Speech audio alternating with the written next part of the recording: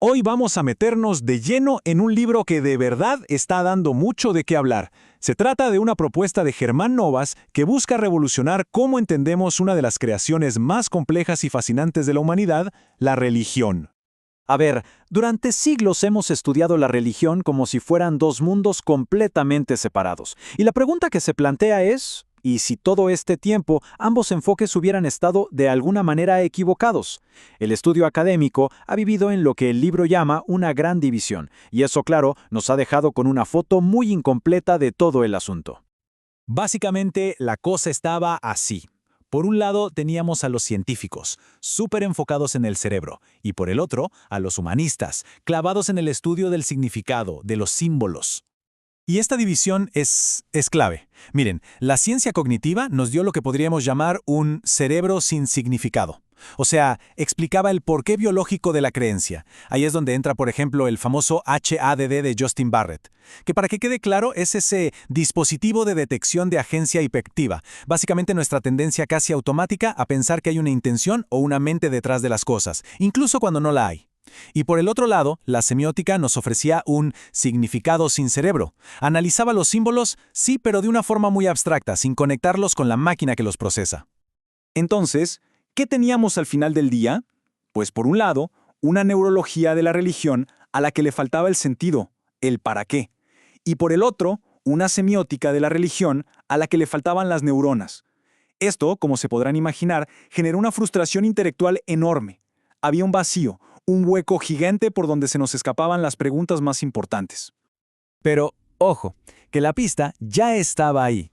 Hace más de un siglo, un filósofo increíble, Charles Sanders Peirce, ya hablaba de algo que llamó el interpretante. Él decía que era ese signo en la mente. Justo ahí, el punto de encuentro entre el símbolo que está afuera y la mente que está dentro. Era el eslabón perdido. Y aquí es donde entra con todo la propuesta de Germán Novas, en su libro Teosemiótica Cognitiva. Lo que él argumenta es muy potente. Dejemos de pelearnos por qué lado tiene la razón. Lo que necesitamos no es elegir un bando, sino construir un puente entre los dos. Porque, y esto es fundamental en su teoría, el verdadero objeto de estudio no es el símbolo por un lado, o el cerebro por el otro. No, lo que de verdad importa es el proceso que los une, ese momento dinámico, ese chispazo donde un símbolo cultural es procesado por nuestra mente, por nuestra arquitectura cognitiva.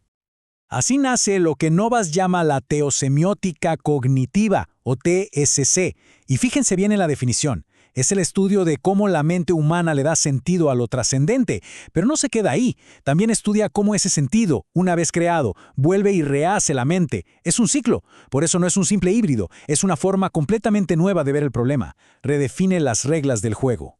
Para poder analizar este proceso, Novas necesitaba una herramienta, una unidad de análisis. Y lo que propone es brillante, una especie de átomo del significado sagrado. Pensemos en esto por un segundo. ¿Cómo es posible que un objeto como una cruz o un sonido como un mantra, algo que está afuera, se convierta en una verdad tan profunda, tan interna, tan evidente para una persona?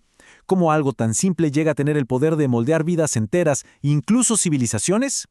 Bueno, la respuesta de Novas está en este concepto clave, el teosema. Él lo define como el circuito funcional más pequeño posible que conecta un andamio cultural, como ese símbolo o rito, con un procesador biológico en nuestro cerebro. Y de esa conexión estable nace un hábito de creencia. El teosema es, por así decirlo, el verdadero motor de la fe. La fórmula es bastante directa, como vemos aquí. Tenemos 3 pasos. Primero, un andamio cultural, que es ese estímulo externo. Puede ser un signo, un ritual, una historia. Segundo, este andamio activa un procesador biológico, una de nuestras herramientas mentales innatas. Ya hablamos del HAD, pero hay otras, como la MCI, o inferencia categorial mínima, que es básicamente por qué recordamos mejor las historias con elementos ligeramente sobrenaturales. Son más pegajosas para la mente. Y tercero, la conexión estable entre estos dos elementos crea lo que llamamos fe, un hábito de creencia. Así que, para que quede súper claro, el teosema no es solo el símbolo ni es solo el mecanismo mental. Es el vínculo funcional entre ambos. Y la analogía que usa Novas es perfecta. Es la API. Es la interfaz que permite que el software de la cultura corra en el hardware de nuestro cerebro. Es el traductor. Con esta herramienta, el teosema, Novas le da una vuelta de tuerca a todo. La religión deja de ser vista como un bug, como un error del sistema, y pasa a ser entendida como una tecnología increíblemente sofisticada que nosotros mismos construimos. ¿Una tecnología? ¿Con qué propósito? Pues para algo fundamental: gestionar la carga cognitiva tan pero tan abrumadora de ser humano.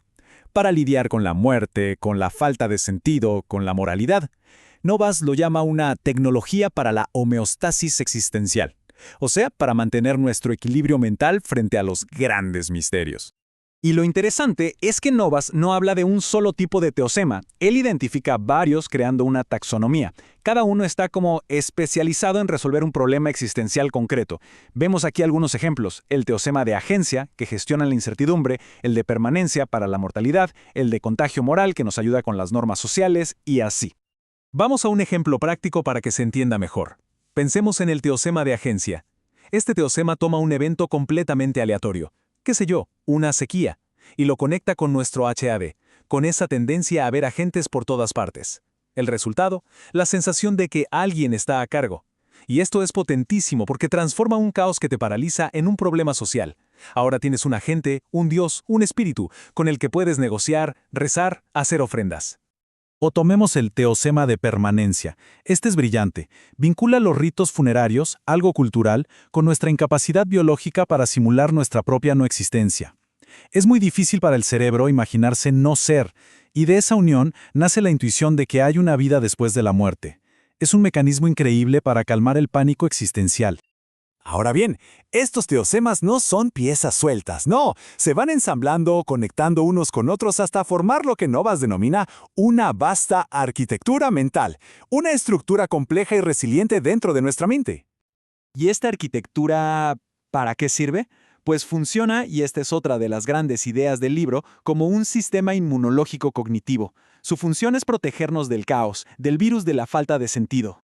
Entender esto, de verdad, lo cambia todo. La religión ya no es simplemente una creencia que se debate para ver si es verdadera o falsa. El debate cambia. La pregunta ya no es esa. La pregunta, mucho más útil y productiva, ahora es: ¿qué trabajo cognitivo está haciendo esta creencia? ¿Qué problema está resolviendo? Esto nos permite analizar la religión como lo que podría ser: una herramienta cognitiva potentísima que le ha permitido a nuestra especie, sobrevivir y prosperar a pesar de la tremenda presión existencial que sentimos. Y claro, esta nueva perspectiva que nos abre la teosemiótica cognitiva de Germán Novas nos deja con una pregunta final, una pregunta bastante profunda. Si la religión es, de hecho, el sistema de gestión cognitiva más poderoso que la humanidad ha desarrollado, ¿qué significa eso para nuestro futuro, sobre todo en un mundo que parece ser cada vez más secular? Ahí queda la reflexión.